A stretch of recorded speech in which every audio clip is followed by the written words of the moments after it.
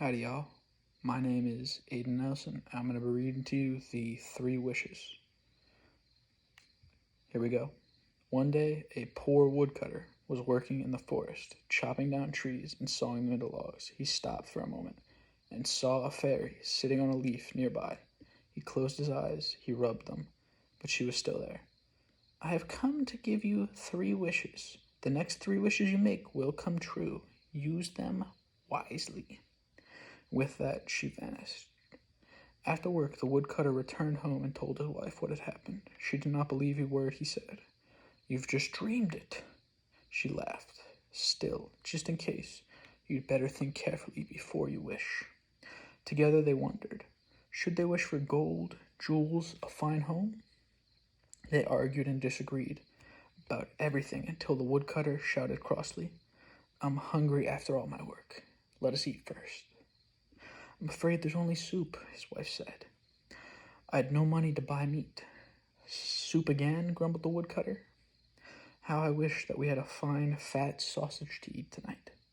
Before they could blink, a fine, fat sausage appeared on their kitchen table. You idiot, screeched his wife. Now you've wasted one of our precious wishes. You make me so angry. She went on scolding until he could stand it no more, and he shouted, I wish that sausage was on the end of your nose.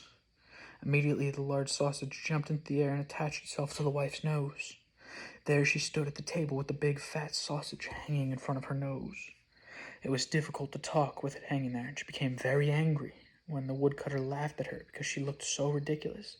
She pulled and pulled, but the sausage stayed stuck to the end of her nose. The woodcutter soon stopped laughing when he remembered they only had one of the fairy's wishes left. Let's wish, he said quickly, for all the riches in the world. What good would that do, she asked. With a large sausage hanging from my nose, I could not enjoy them for 1 minute. People would laugh at me wherever I went. The woodcutter and his wife finally agreed that they could do nothing except get rid of that sausage nose.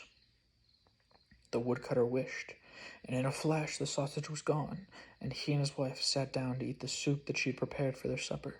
The only point they could agree on for a long time was how foolish they had both been. To use the fairy's wish so unwisely, they also wished, too late by now, that they had eaten the sausage when it first appeared.